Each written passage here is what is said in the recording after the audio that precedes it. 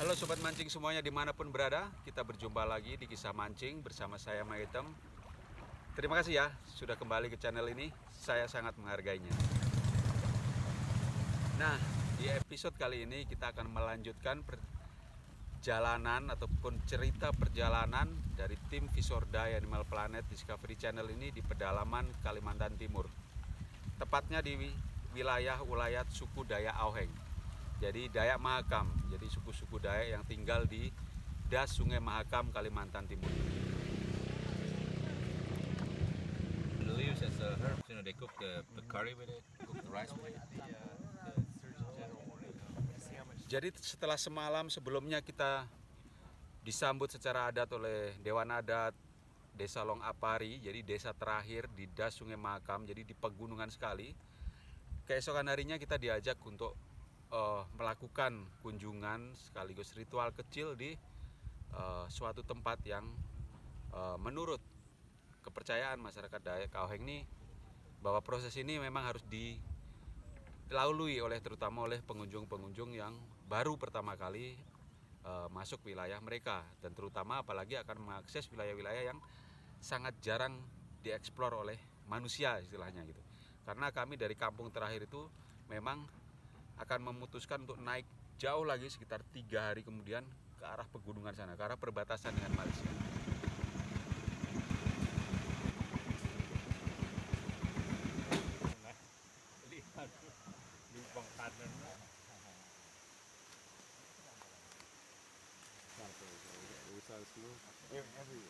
Melewati sungai kecil. Jadi ini adalah komplek pemakaman para leluhur mereka dari dahulu kala sekali. Jadi di sana kita kemudian melakukan ritual kecil, jadi memberi persembahan gitu sebelum memasuki kawasan itu. Seingat saya ada sirih, pinang, ada tembakau, bahkan ada kue kecil karena kami juga ada bawa kue gitu. Istilahnya intinya adalah memberi sesajen, memberi persembahan. Nah, sebelum memasuki wilayah inti dari itu kan sebenarnya makam besar yang kuno sekali gitu di atas sana gitu. Sejak semula kedatangan tim Visorda mendarat dan seterusnya itu sebenarnya mereka begitu terkesan ya dengan budaya, kearifan lokal dan banyak hal lagi di daerah pedalaman Kalimantan Timur ini. Apalagi kemudian juga dibawa ke makam itu makin antusias sekali karena hal-hal yang mereka alami semuanya itu totally baru, jadi tidak pernah mereka alami sebelumnya seumur hidup. Jadi selalu antusias gitu, membahas ini, membahas itu, selalu exciting gitu. Jadi ini saya ikut berbahagia gitu ya sebagai yang salah satu yang nge-guide mereka gitu, kayak puas gitu loh melihat mereka ini begitu semangat gitu menemukan hal-hal yang sangat berbeda dari keseharian mereka di USA sana. Nah, setelah kita melakukan ritual kecil, memberi persembahan di semacam pintunya mungkin ya, jadi di awal kawasan itu, kita kemudian diajak naik ke atas ke arah tebing batu begitu untuk melihat makam-makam leluhur mereka. Jadi sebenarnya ini inti utama atau isi utama dari aktivitas ini sebenarnya meminta izin leluhur sebenarnya. Jadi mereka memberi tahu bahwa ini sebenarnya kita diajak untuk minta izin ke leluhur karena kita akan melakukan suatu pekerjaan yang sangat besar, berbahaya juga, berat dan lama di dalam pegunungan jauh di sana.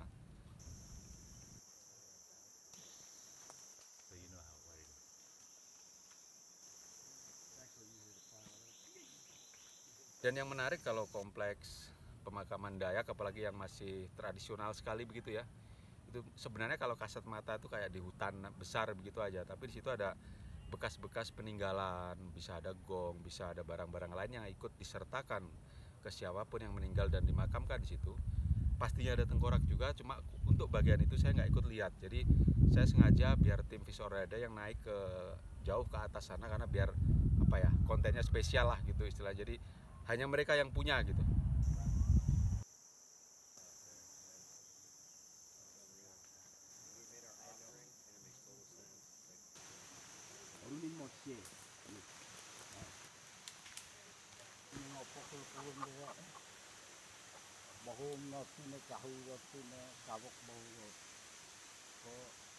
Yan osongan do. Nang katu berarti mang kai do itu kai.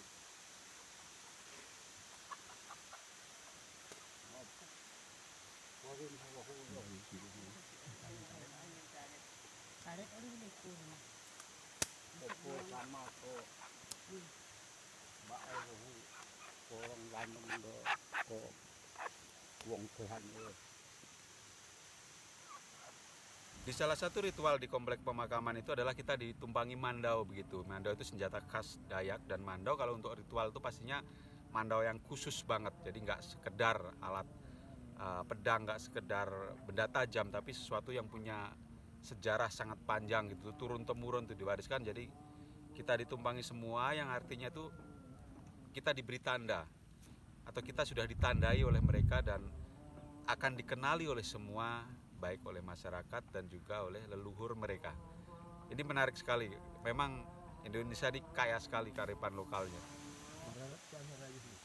Itu pohon namanya apa? Kepala aja ya. Oh, uruan do. Bahan kokon na. Ini karet botan. Oh, uruan do arung ini. Ya kuti okol ini kuti uruan. Oh, uruan hanya lepas semuanya. Oh, uruan. Oh, uruan nya. Itu baru nyampe. Oh, uruan. Wah. Nggak mau punan Oh, uruan nya. Oh, uruan dia mangut uruan nasi ini tahu itu kawak oh, uruan. Nah, setelah tim Visorda ini melihat kompleks inti pemakaman di dalam sana, kemudian kita dibawa lagi ke suatu mata air yang keluar dari tebing batu begitu. Airnya jernih banget, dingin, segar banget, kita bisa langsung minum bahkan. Nah, di situ kita disuruh membersihkan diri. Syukur-syukur kalau mau mandi juga silahkan katanya. Jadi intinya membersihkan yang kotor, baik yang terlihat dan tidak terlihat. Jadi intinya yang kotor ini tidak terbawa mengikuti aktivitas kita selanjutnya gitu.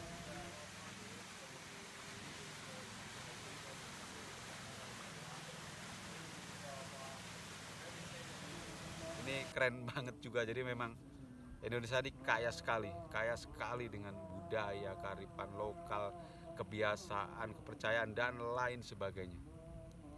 Dan jujur saya sangat salut dengan teman-teman Visorda yang begitu patuh ya, begitu ngikuti apapun yang harus dilakukan di sana. Yang jujur saja mereka tidak pernah seumur hidup melakukan, tapi mereka begitu antusias, begitu apa ya? Tidak ada pertanyaan begitu loh. Jadi saya makin respect lah intinya ke mereka nih. Mereka betul-betul down to earth, mau gitu loh, bener-bener mengalami semuanya gitu, dan itu sesuatu yang luar biasa gitu buat kami. Enak ya? Setelah dari pemakaman kita kembali ke kampung untuk melakukan pemeriksaan peralatan, perbekalan dan interaksi kembali dengan masyarakat.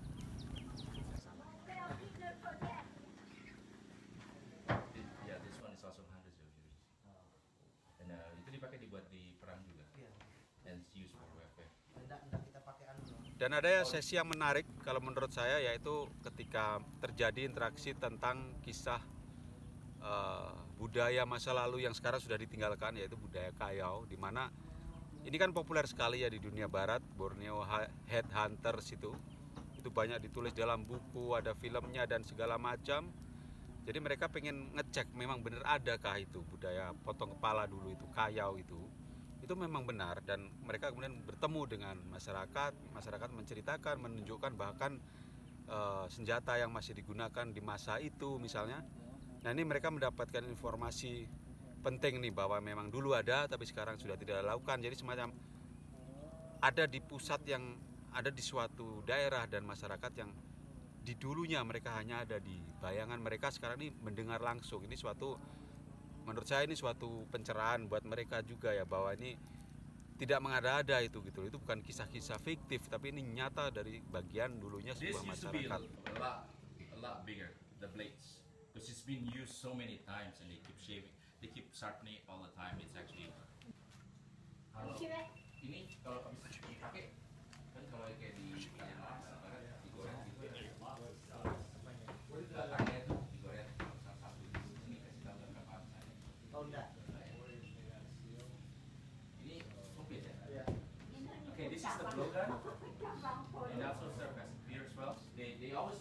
the dykes always attach dagger at the end. The blade at the end of the spear. So they can use it for dagger at the end of it. Yes, so they can use it as a spear, they can use it as a blowgun.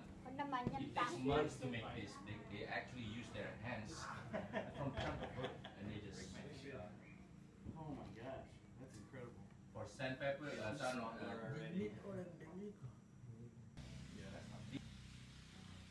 you have to. Dan bahkan kalau saya lihat ini menyita waktu yang cukup lama, padahal seharusnya kita waktu itu langsung naik ke atas ke hulu. Karena untuk ngejar waktu ya istilahnya, karena kita sudah banyak waktu di desa ini. Nah, tapi justru mereka tetap antusias untuk mendengarkan, sharing dan bertanya segala macam. Jadi makin menambah respek saya ke tim Visorda ini.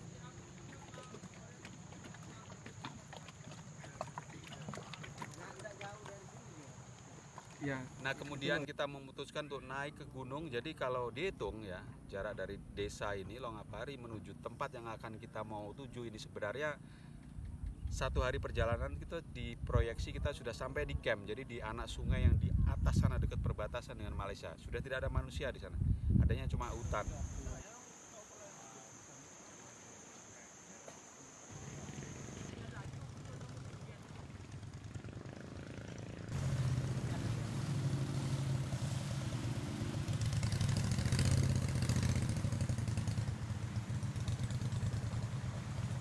Kita boleh dibilang sebenarnya molor, jadi kita melawan jeram ribuan, jeram yang luar biasa, banyak sekali yang ekstrim. Kita harus naik turun, naik perahu dan segala macam. Jadi tidak mudah memang, perjalanan ke sana itu sangat tidak mudah. Dan itu selalu saya tekankan ke siapapun yang bertanya atau siapapun yang pengen ke sana, supaya tidak ada salah persepsi gitu, karena memang medannya di sana tuh ekstrim sekali. Jadi sedari awal mereka sudah prepare dengan segala kemungkinan yang terjadi.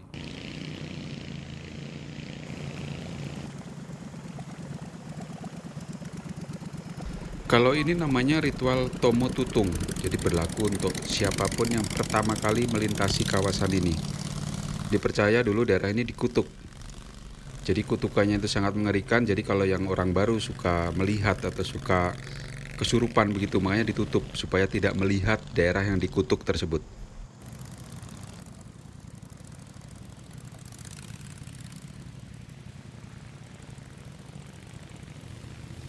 Dan pastinya kita melewati sebuah jeram paling mengerikan di seluruh Mahakam Hulu kalau menurut saya ya, yaitu adalah jeram matahari.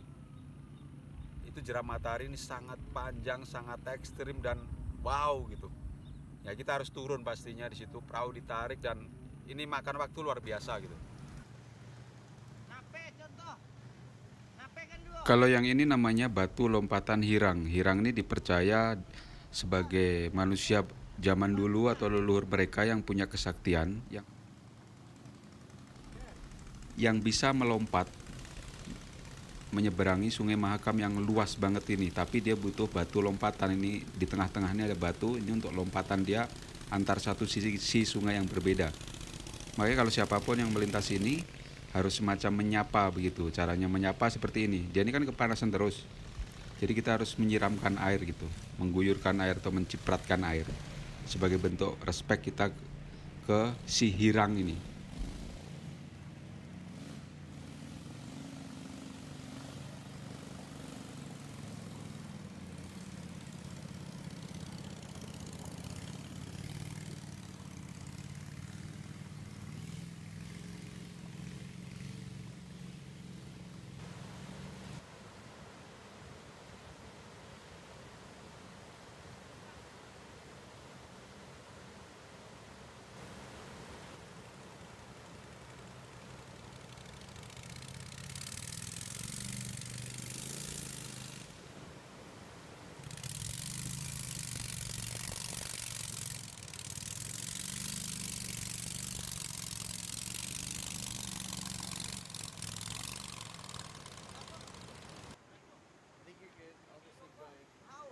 Siapapun yang pernah melewati jeram ini tentunya punya kenangan yang luar biasa. Jadi semacam apa ya, karena tidak semua orang akan mengalami pengalaman seperti itu.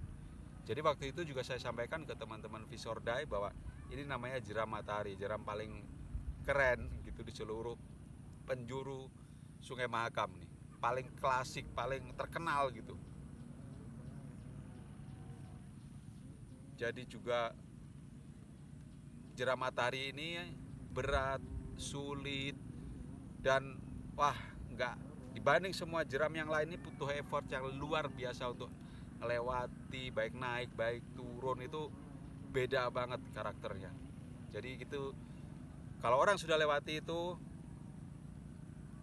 spesial gitu rasanya pengalaman ini, karena tidak semua mengalaminya.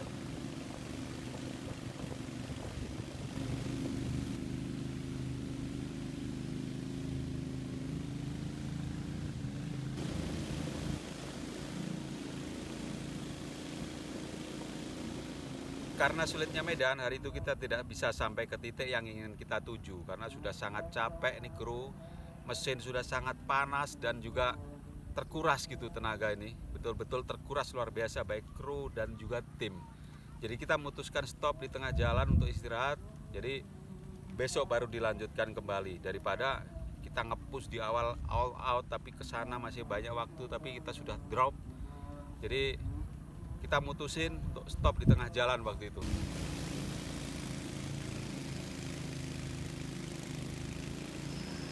Kalau dibicarain namanya Angry Bird.